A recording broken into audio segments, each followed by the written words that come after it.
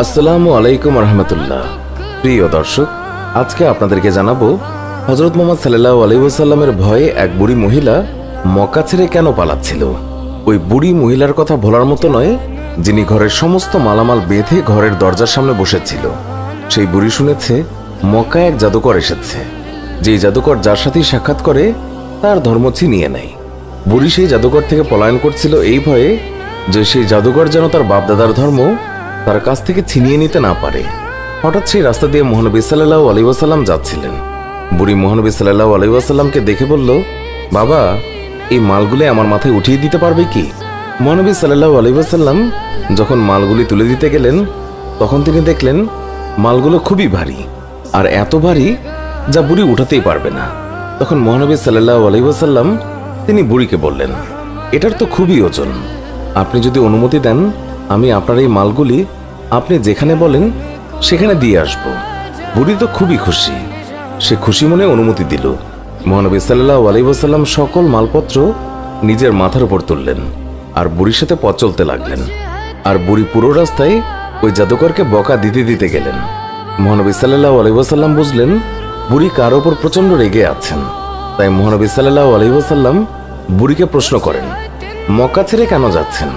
বুড়ি বলল, আমি শুনেছি মক্কায় এক জাদুকর এসেছে যে মানুষের ধর্ম লুটে নিচ্ছে।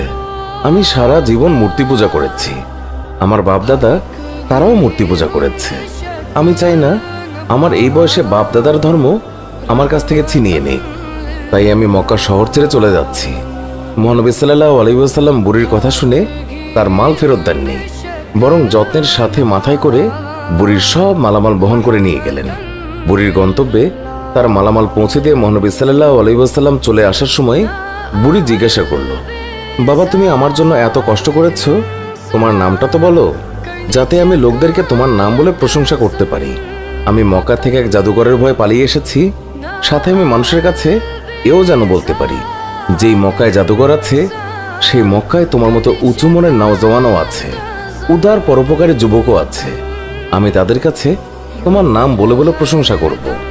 বুড়ির কথা শুনে মহানবী সাল্লাল্লাহু আলাইহি ওয়াসাল্লাম হেসে দিলেন আর বললেন, যে জাদুকরের ভয়ে আপনি মক্কা ছেড়ে এসেছেন সেই জাদুকর আপনার সামনে দাঁড়িয়ে আছে। বুড়ি বলল, সত্যি সত্যি আপনি মুহাম্মদ? হুজুর বললেন, হ্যাঁ, আমি সেই মুহাম্মদ। তখন বুড়ি বলল, তাহলে আপনার জাদু আমার উপর ক্রিয়া করে ফেলেছে। সুবহানাল্লাহ, আপনি আর দেরি করবেন না, আমাকে পাক কালেমা পড়িয়ে দিন, লা ইলাহা ইল্লাল্লাহু মুহাম্মাদুর রাসূলুল্লাহ। ইসলাম ঘৃণা বিদ্বেষ ছড়ানোর শিক্ষা দেয় না, ইসলাম শিক্ষা দেয় ভালোবাসা ও মহব্বত। আজ মুসলমানদের মধ্যে হাজারো ফ্যাকরা, ছোট ছোট বিষয়গুলি নিয়ে আজ মুসলমানরা দ্বিধা বিভক্ত।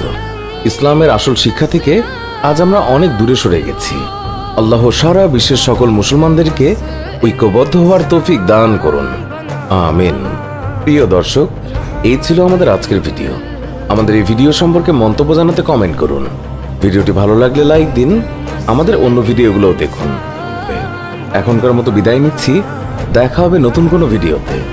ভালো থাকবেন, ধন্যবাদ সবাইকে।